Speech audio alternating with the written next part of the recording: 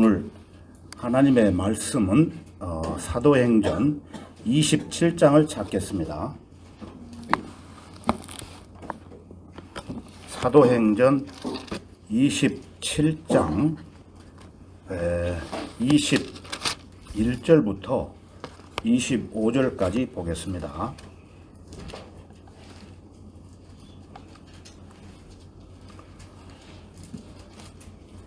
사도행전 27장 21절부터 25절까지를 제가 읽겠습니다. 여러 날을 먹지 못한 뒤에 바울이 그들 가운데 서서 말하기를 여러분이 내게 경청하고 크레데를 떠나지 아니하였으면 이와 같은 타격과 손실을 입지 아니하였으리라. 이제 내가 여러분에게 권하는 것은 기운을 내라는 것이라. 여러분 가운데 생명에는 아무런 손상이 없을 것이요 단지 배만 상하게 될 뿐이라. 내가 속해 있고 또 내가 섬기는 하나님의 천사가 간밤에 내 곁에 서서 말하기를 바울아 두려워 말라. 내가 반드시 카이사 앞에 서야 하리라. 그러므로 보라, 하나님께서는 너와 함께 항해하는 모든 사람들을 너에게 주셨느니라고 하였느니라. 그러므로 여러분이여 기운을 내라. 나는 하나님을 믿나니 나에게 말씀하신 그대로 되리라. 다 같이 기도드리겠습니다.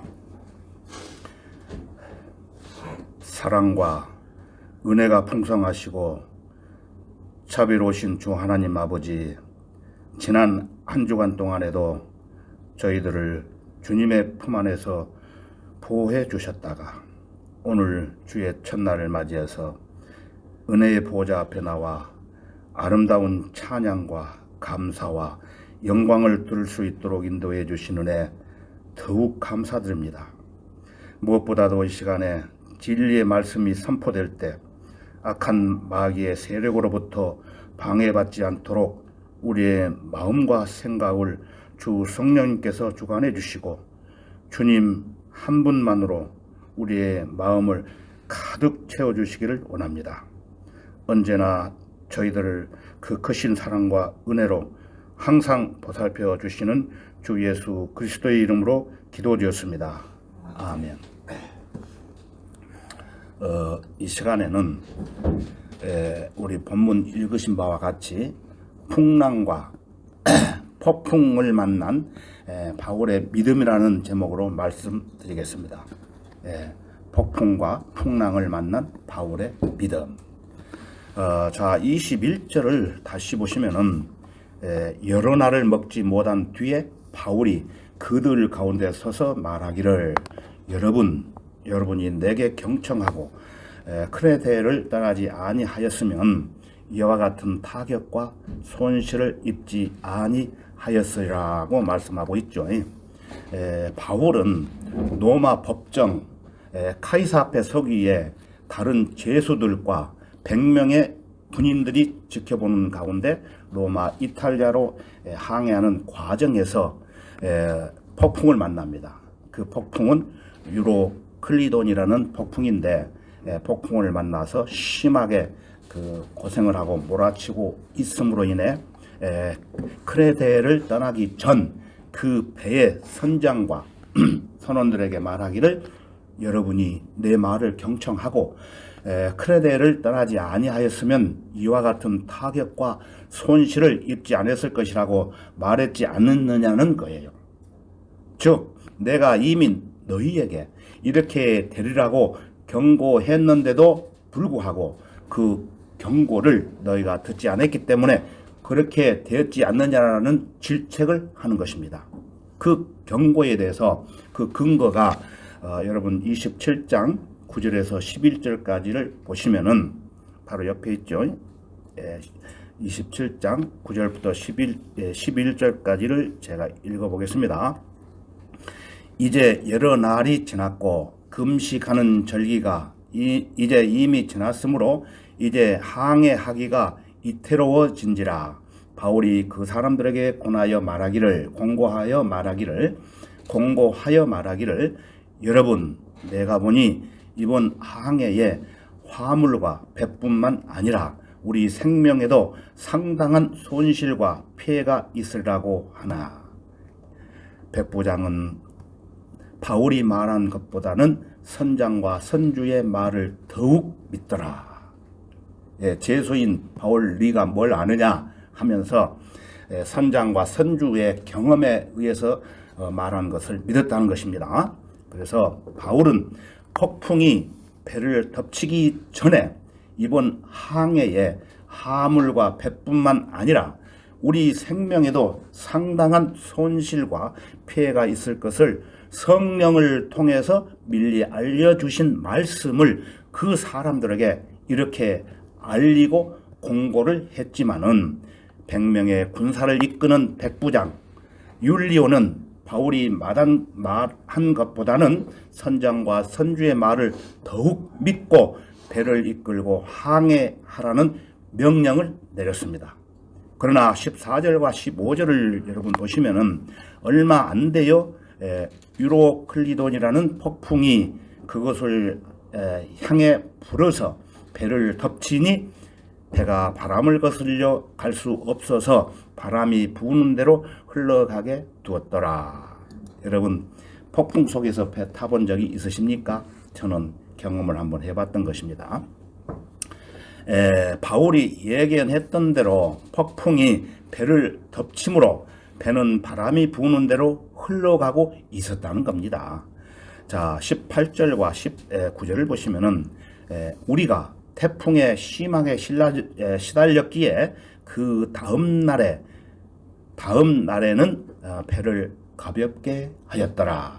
셋째 날에는 우리 손으로 배의 장비를 내버리니라.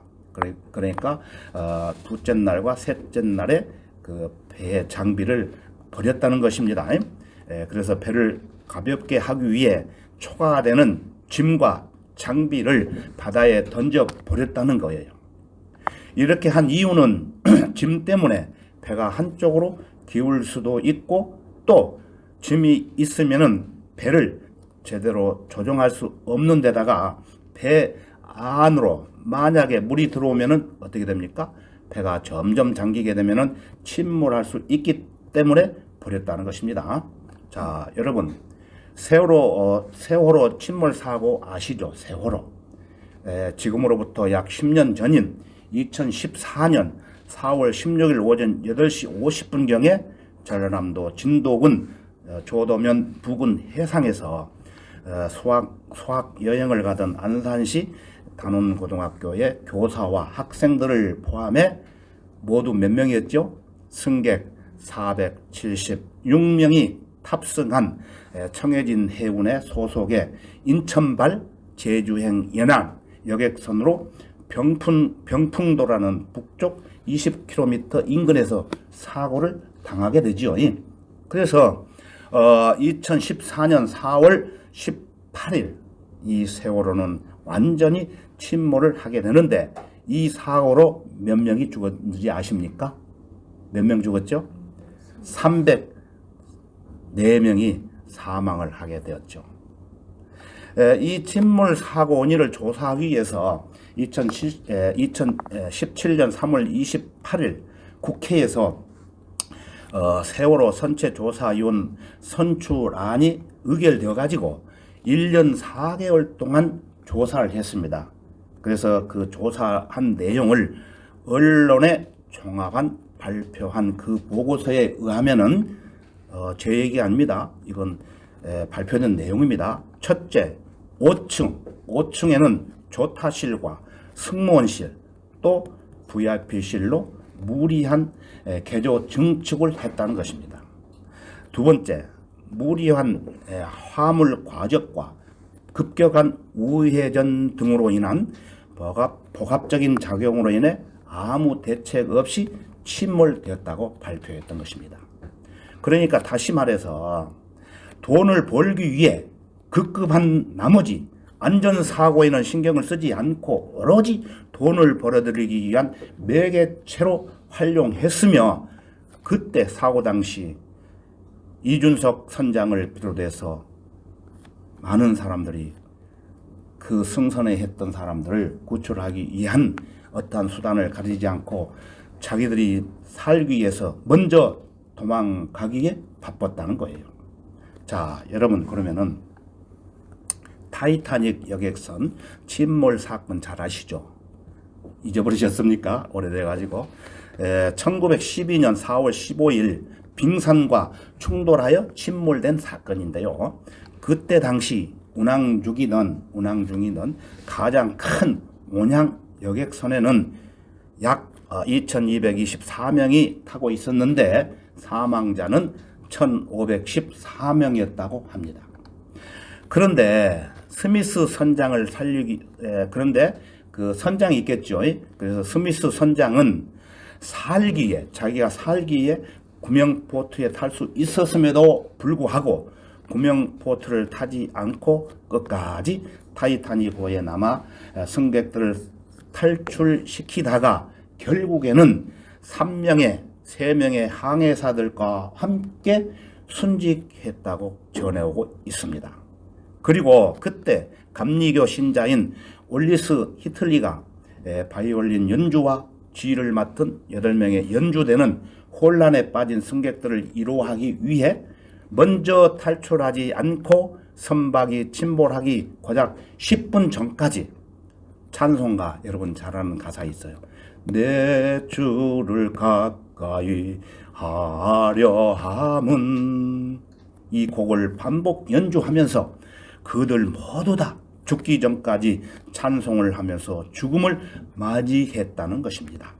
자, 그러면 이 두 사건을 통해서 구원받은 그리스도인이라면 어떻게 해야 될까요?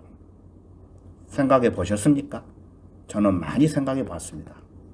이 타이타닉호에서 찬송가를 불렀던 사람들처럼 우리 구원받은 그리스도인들은 자기 목숨을 아끼지 않고 은혜의 복음을 전해야 되지 않겠습니까?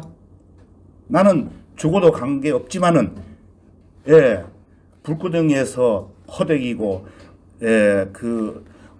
지옥으로 가는 수밖에 없는 사람들을 위해서 은혜의 복음을 전해야 된다는 것입니다. 자, 본문 말씀 22절에서 24절을 보시면은 바울의 믿음을 볼 수가 있는데요. 제가 읽어볼게요. 이제 내가 여러분에게 권하는 것은 기운을 내라는 것이라. 여러분 가운데 생명에는 아무런 손상이 없을 것이요 단지 배만 상하게 될 뿐이라. 내가 속해 있고 또 내가 섬기는 하나님의 천사가 간밤에 내 곁에 서서 말하기를 바울아 두려워 말라. 내가 반드시 가이사 앞에 서야 하리라. 그러므로 보라, 하나님께서는 너와 함께 항해하는 모든 사람들을 너에게 주셨느니라고 하였느니라. 이렇게 기록이 되어 있죠.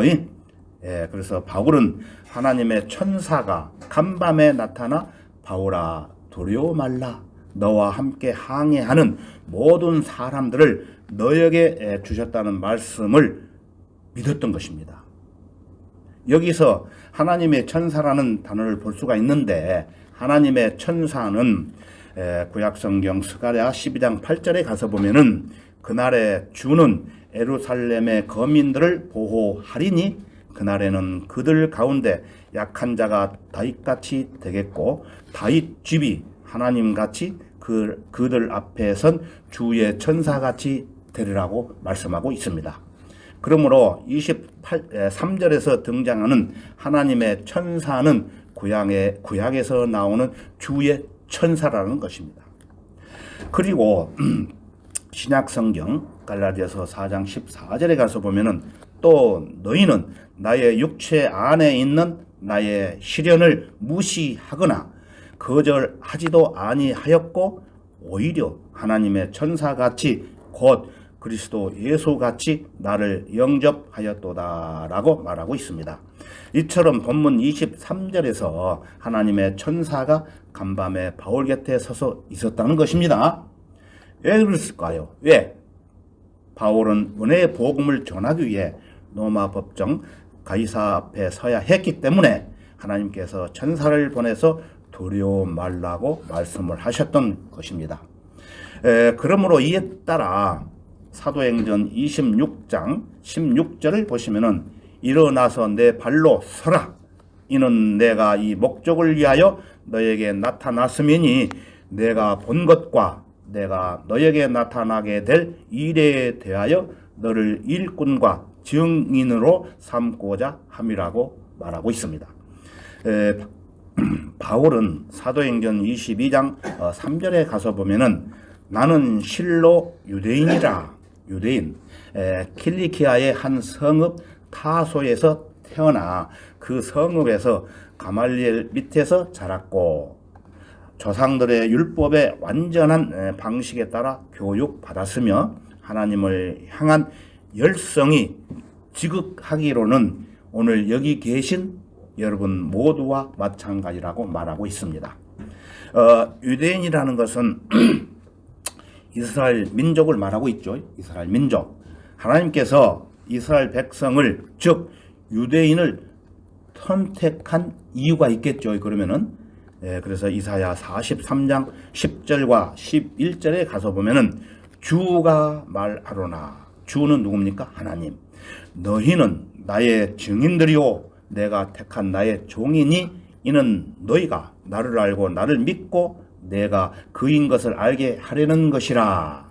내 앞에 지음을 받은 하나님은 없으며 내 뒤에도 없으리라.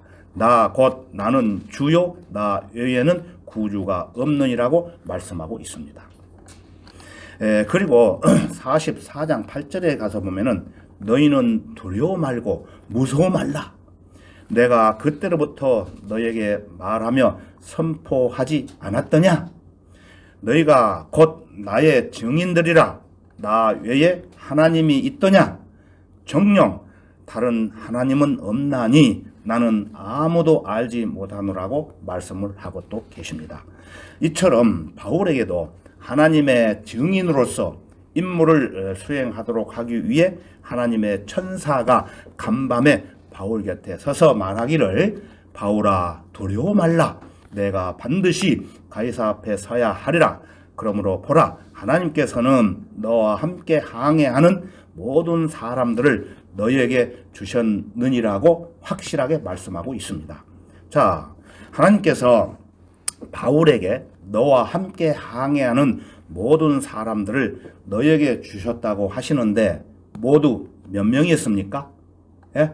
기억 안 나십니까? 예? 예. 자, 37절을 보시면은 배에 있는 우리 모두는 276명이더라고 하고 있죠. 그래서 그 모든 사람들 276명 전원을 너에게 주셨다는 것은 모두 죽지 않고 살려 주셨다는 말씀입니다. 전원을. 본문 25절을 다시 보시면은 그러므로 여러분이여 기운을 내라. 나는 하나님을 믿나니 나에게 말씀하신 그대로 되라고 바울은 이렇게 말하고 있습니다. 자, 여러분에게도 이런 믿음이 있으십니까? 예? 솔직히 대답해 보세요. 마음속으로 대답하십시오. 예, 나는 하나님을 믿나니 나에게 말씀하신 그대로 되리라. 이러한 믿음이에요. 이러한 믿음. 믿음으로 산다는 것은 바로 이런 것을 두고 하는 말이에요. 풍랑 속에서도 발휘될 수 있는 믿음이 필요하다는 것입니다. 그렇지만 평온할 때에 어느 누구나 다 이해할 수 있겠죠. 하나님은 위대하시다. 하나님은 능력이 많으시다. 하나님은 나를 보호하신다라고 말할 수 있을 것입니다. 하지만 풍랑이 일어난다고 생각을 해보세요. 여러분들에게 똑같은 말을 할 수 있는지 똑같은 고백을 할 수 있는지. 진정한 믿음은 풍랑이 일어날 때 확신이 있어야 됩니다. 이런 확신이 있어야 진정한 믿음이라는 거예요. 이런 믿음이 없으면 살아있고 능력 있는 신앙생활을 할 수 없어요. 예, 이러한 믿음과 확신이 있어야 나 자신을 살릴 뿐만 아니라 내 옆에 있는 나와 연관된 다른 사람들도 함께 살릴 수 있다는 거예요. 실제로 하나님께서는 신실한 하나님의 종, 기도의 사람, 또한 믿음의 사람, 바울 한 사람을 통해서 276명 전원을 다 살려주셨던 것입니다. 그래서 한 가정이 있죠, 여러분. 한 교회, 한 직장, 한 지역 사회, 하나의 국가를 살릴 수 있는 사람은 누구냐면은 성경대로 믿는 그리스도인이라는 거예요. 그 성경대로 믿는 그리스도인이 하나님 앞에 바로 서 있다면 하나님께서 그 사람을 보시고 은혜를 베푸시는 거예요. 그 지역 사회, 그 직장, 그 가정, 그 나라에 은혜와 자비를 베푸신다는 것을 여러분 잊지 마시기 바랍니다. 그리스도인은 믿음으로 사는 사람들이에요. 믿음으로 산다는 것은 믿음으로 기도하고 사는 사람이라는 것입니다. 여러분, 제가 여러 번 강조하지 않습니까? 아침에 일어나서 시간 있는 대로 기도하시고 또 하루 일과가 끝나면 주무시기 전에 또 기도하라고 제가 여러분 앞에 여러 번 강조를 했던 기억이 납니다. 이처럼 그리스도인은 기도하는 사람이기 때문에 바울처럼 어떠한 일에도 두려워하거나 염려하지 않습니다. 성도가 염려하는 가장 큰 이유는 전능하신 하나님께 기도하지 않기 때문에 그래요.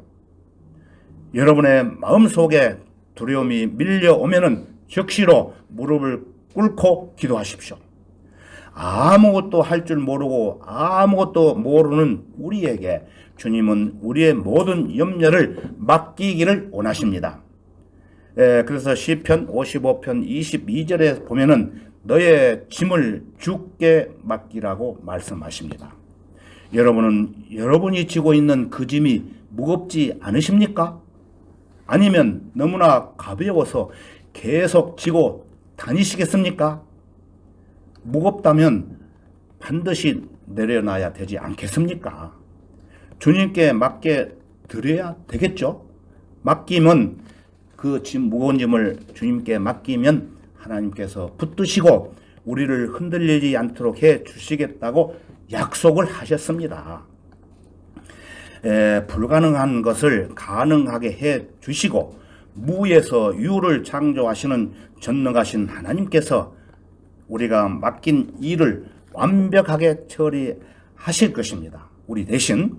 그러면 모든 지각을 초월하신 하나님의 평강이 우리의 생각과 마음을 지키시는 거예요. 염려할 시간이 있다면 그 시간에 여러분은 무릎을 꿇고 기도하시기 바랍니다. 하나님이 주시는 평강이 나의 마음과 생각을 지배할 수 있도록 나의 문제들을 주님께 내려놔야 된다는 것입니다. 본문 23절에 보듯이 하나님의 천사가 바로 바울 곁에 서 있듯이 하나님은 우리 편에 서 계십니다. 우리가 진리의 편에 주님의 편에 서 있기 때문에 하나님께서 우리의 편이 되어 주시는 거예요. 주님의 편에 서 있지 않으면은 하나님께서 우리의 편에 서 있지 않는다는 거예요. 구원받은 우리에게 있어서 가장 가까이 계시는 분은 여러분 옆에 있는 지체들이 아니에요. 형제 자매들이 아니에요. 또 여러분의 부모가 아니에요. 여러분의 친구들이 아닙니다. 바로 하나님이십니다. 하나님. 주님은 우리 안에 계시잖아요. 주님은 단 한순간도 우리에게서 눈을 떼신 적이 없어요. 우리는 주님으로부터 눈을 돌린 적은 많아도 주님은 그런 적이 없다는 것입니다. 우리 안에 영원히 내주하시는 주님께서는 우리 앞에서 그분의 강한 팔로 이끄시는 거예요. 전능하신 손과 그분의 펴신 강한 팔로 우리를 안으시고 인도하시는 것입니다. 그리고 우리에게 이렇게 말씀하십니다. 내가 네게 명령하지 아니하였느냐? 강건하고 담대하라고. 무서워 말고 낙심치 말라. 이는 주 내 하나님이 내가 어디로 가든지 너와 함께 함이라. 내가 너를 떠나지 아니하고 너를 버리지 아니하리라. 하나님께서 이렇게 약속을 하셨습니다. 그래서 고린도전서 1장 8절에 가서 보면은 또한 그분께서 너희를 끝까지 확고하게 지키시어 우리 주 예수 그리스도의 날에 책망할 것이 없게 하리라 라고 확실하게 또 말씀하고 계십니다. 그래서 주 예수 그리스도의 보혈을 통해 구원받은 성도들은 하늘나라로 인도하실 때까지 우리를 끝까지 확고하게 지켜주시겠다고 하신 위대한 약속입니다. 주님께서는 그리스도인 한 사람 한 사람을 결코 포기하시거나 단념하지 않으신다는 것을 여러분이 또 기억해 두시라는 것입니다.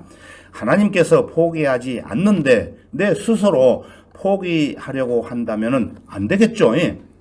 하나님께서 우리와 함께 하신다는 사실을 항상 민감하게 인식하기 위해서는 하나님과 함께 조용한 시간을 갖는 것을 게을리 해서는 안 되는 거예요.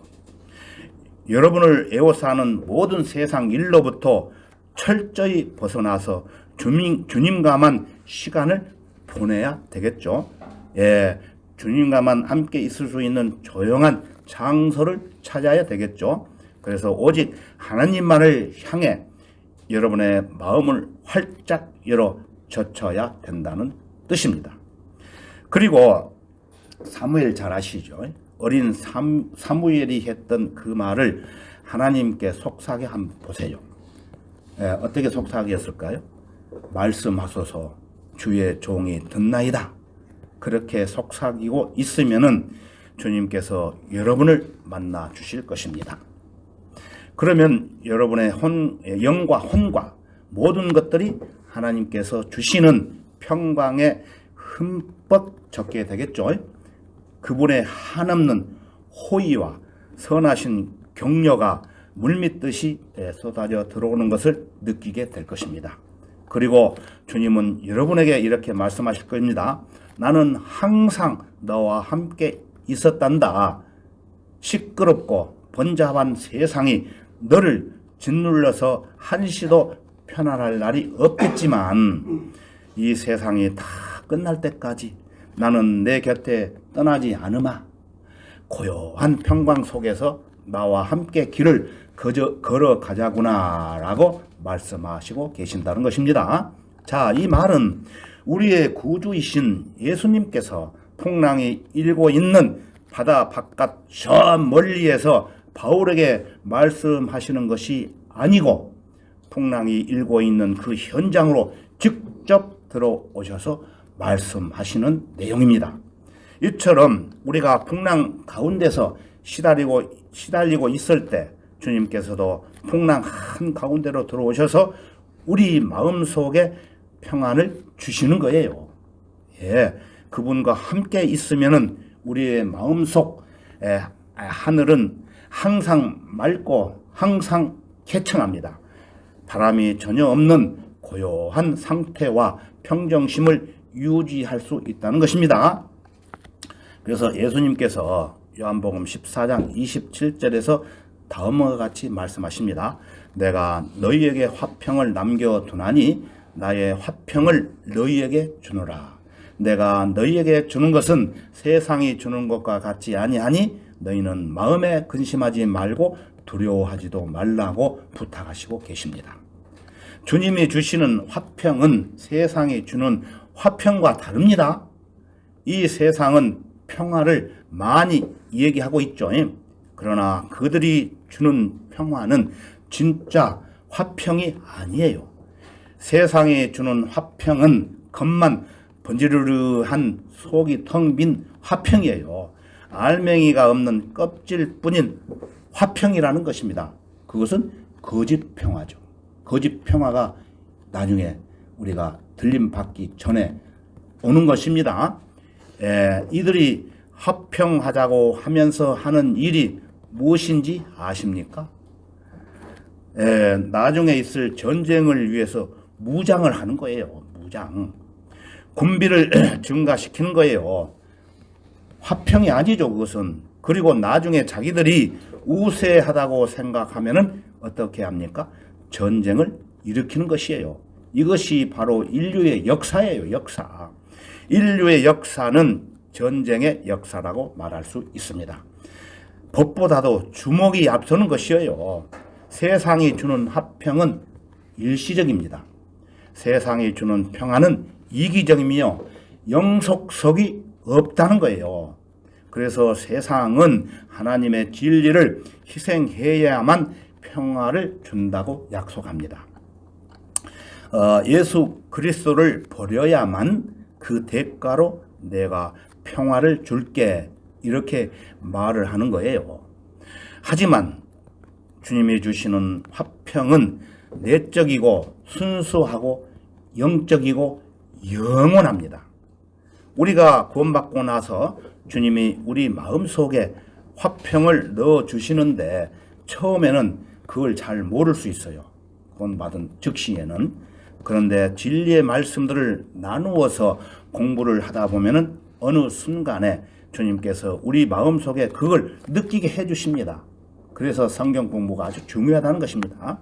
그러므로 세월이 흐르고 여러분이 그리스도인으로 성장해 가다 보면은 어느새 여러분은 조용한 숲속 호숫가에 앉아 있는 사람들처럼 잔잔하고 그 눈길은 언제나 저 높이 하늘을 올려다보고 있는 고결한 사람으로 변해 있는 것이라고 말씀을 하고 있다는 것입니다.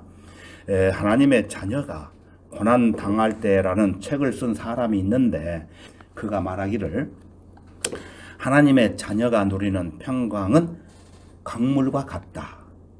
호수처럼 머물러 있지도 않고 바다처럼 요동하지도 않으며 언제나 잔잔하게 깊은 물줄기를 따라 유유히 흐르는 강물과 같다.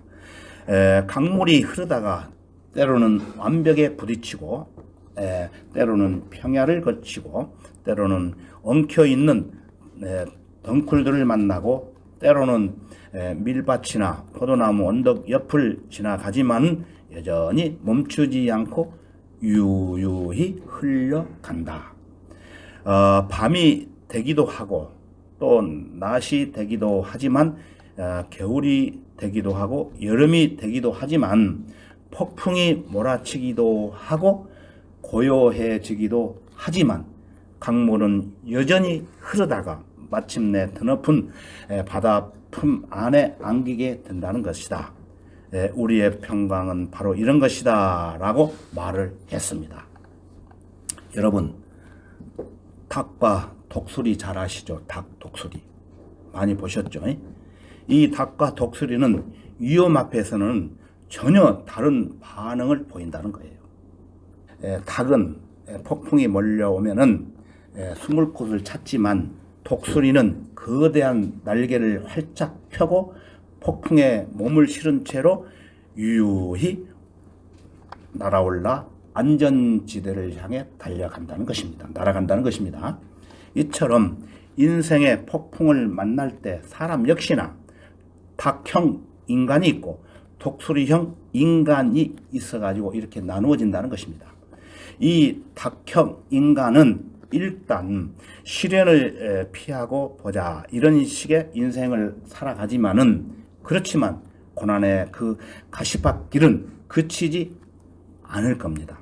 그러나 폭풍 속에서도 평안을 유지하고 문제를 해결하는 사람은 독수리형 인간이라고 볼 수 있는데 인류의 역사는 담대하게 고통을 극복한 사람들에 의해 다시 쓰이고 있다는 말이 있어요. 서양 속담에도 차가운 폭풍이 바이킹을 만든다고 합니다. 그리고 사나운 바람이 있었기에 조선술과 황해술이 발달하게 되었고 모진 바람과 추위를 이겨내며 자란 나무가 좋은 제목이 되는 것처럼 구원받은 그리스도인들에게도 폭풍이 있어야 하나님의 전능하심과 위대한 능력을 경험할 수 있다는 것입니다. 폭풍이 없으면 이러한 경험을 못 느끼겠죠. 그래서 거센 바람이 불어야 하나님이 주시는 참된 평안이 뭔지를 아는 거예요. 하나님이 주시는 화평은 부분적인 화평이 아니에요. 완전한 화평입니다. 완전한 화평. 주께서는 마음을 주께 의탁하는 사람을 완전한 화평 속에 지키시리니 이는 그 사람이 주를 의뢰함이니다라고 말씀하십니다. 어떤 폭풍에도 깨어지지 않고 어떤 근심이 얼마나 많이 밀려온다 해도 부수지 않는 그런 평안이에요. 어떠한 극심한 슬픔이 밀려온다 하더라도 주님께서 흔들리지 않는 그런 화평을 주신다는 것입니다. 이사야 54장 13절에 가서 보면은 내 모든 지식들은 주를 배울 것이며 내 지식들의 화평이 크리라고 말씀하고 있습니다.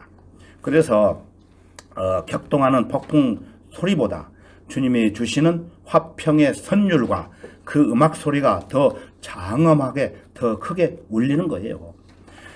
그래서 화평의 장시자요 화평의 공급자이신 예수님께서는 갈릴리 바다에서 일어난 그 폭풍 속에서도 주무실 수 있었던 것입니다. 그리고 주님께서는 그 폭풍을 향해 말씀하시는 내용이 나오죠. 마가복음에 나옵니다. 그러면 우리 다 같이 마가복음 4장 37절로 가보겠습니다. 마가복음 4장 37절.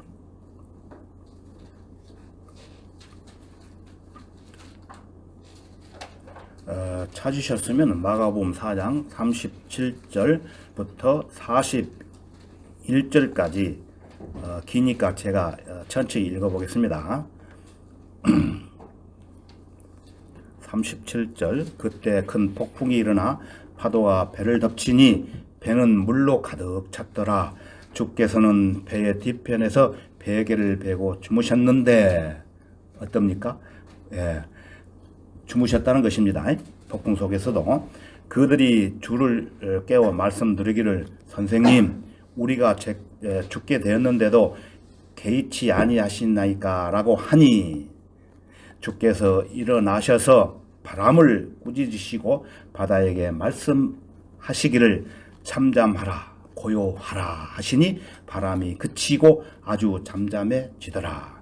그리고 나서 주께서 그들에게 말씀하시기를 어찌하여 너희는 그처럼 두려워하느냐 어찌하여 너희는 믿음이 없느냐고 하시니 그들이 심히 두려워하며 서로 말하기를 이분이 도대체 누구시기에 바람과 바다까지도 그에게 복종하는가라고 하더라. 여러분 아까 찬송가 413장 부르셨죠. 예수님은 나의 사공이라. 거기 보시면은 너무 가사가 좋아가지고 한번 읽어드릴게요. 큰 물결이 설레는 어두운 바다 등재조차 저 멀리 희미하나 이 풍랑에 배저 항해하는 주 예수님 나의 사공이시라. 나 두려움 없네 두려움 없도다. 주 예수님 늘 깨어 인도하네. 이 흉악한 바다를 다 지나면 저 소망의 나라에 이르겠네. 저 소망의 나라가 어딥니까 여러분? 하늘나라죠. 하늘나라. 네. 그 다음에 또 우리가 그 118장 큰 풍파 내 뜻 복종하라 이 찬송가로 불렀죠. 그 3절을 보시면은 사나운 강풍이 일자 강풍이 차고 사나운 강풍이 차고 큰 물결이 그치니 그 잔잔한 바다와 같이 마음이 편합니다. 구주여 늘 함께 계셔 날 품어 주소서. 복된 항구에 나 들어가서 큰 기쁨 중 쉬리라. 큰 풍파 내 뜻 복종하리라. 잔잔해 파도가 흉악한 바다 나 해치려는 마귀와 아무것도 온 세상을 맡은 주 누구신 배 파성케 할 능력이 없도다. 다 순이 날 복종하리니 잔잔해 잔잔해 다 순이 날 복종하리니 잔잔하라. 예수님 말씀 한마디면은 폭풍과 모든 살아온 모든 마귀들까지도 잔잔하게 하신다는 그런 찬송가 가사입니다. 이 성경을 중심으로 해서 이 찬송가 가사를 썼는데 너무나 좋아요. 그래서 오늘 여러분들과 함께 불러봤던 것입니다. 그래서 그들이 심히 두려워하며 서로 말하기를 이분이 도대체 누구시기에 바람과 바다까지도 그에 복종하는가라고 하더라. 제자들도 이때까지만 해도 주님의 크신 능력을 몰랐던 것입니다. 만약 여러분에게 심한 폭풍이 불어닥쳐 고난을 당할 때 피난처이신 주님께로 달려가시면 주님은 폭풍 바깥에서 우리를 지켜보시지 않고 그 폭풍 안에서 우리와 함께 거하신다는 것을 알으셔야 된다는 것입니다. 우리가 피난처를 찾아 주님께로 피신해 간다면 언제라도 우리를 받아주시고 언제라도 보호해 주십니다. 주님의 눈은 항상 구원받은 성도들의 눈동자를 지키시고 그분의 귀는 우리가 부르짖는 그 기도에 항상 열려 있습니다. 예기치 않는 위협 속에 어쩌할 바를 몰라 불안해하며 여러분 당황하지 마십시오. 하나님만이 절대적으로 안전한 피난처가 되시며 어떤 바위 요새보다도 완전한 방벽이 되시는 겁니다. 우리를 보호하고 이러한 일에 있어서 결코 실패가 없는 피난처가 되시는 것입니다. 누가 피난처가 되십니까? 예? 하나님, 주님, 우리의 피난처가 된다는 것입니다. 인생의 바다에서 폭풍과 풍랑이 휘몰아치더라도 하나님께서는 우리의 배가 안전하게 머물 수 있는 항구가 되십니다. 환구, 안전한 항구. 여러분, 우리 제주도에 사니까 그 항구 있죠. 아무리 폭풍이 몰아쳐도 배가 어떻습니까? 유지가 되고 있죠. 우리의 피난처이신 하나님께서는 은혜와 자비로 우리 모두를 부족하지 않도록 풍성히 채워주십니다.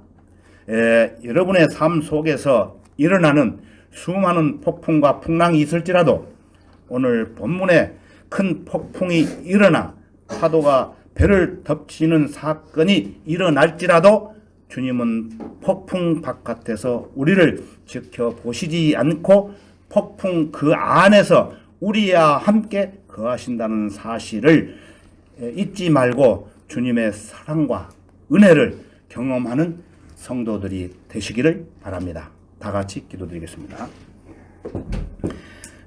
자비로우신 주 하나님 아버지, 오늘도 변함없이 본문 말씀을 중심으로 저희들의 마음과 생각을 깨우쳐 주신 은혜 더욱 감사합니다.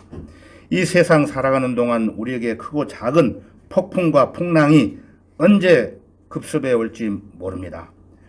주님께서 도와주시지 않으시면 저희들은 그 무서운 폭풍과 풍랑으로 휘말려 어려움을 겪을 수밖에 없습니다.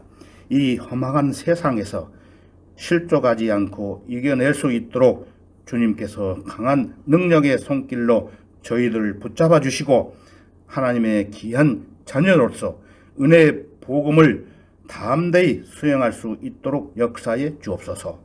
우리의 주님이시며 구주이신 주 예수 그리스도의 이름으로 기도드렸습니다. 아멘.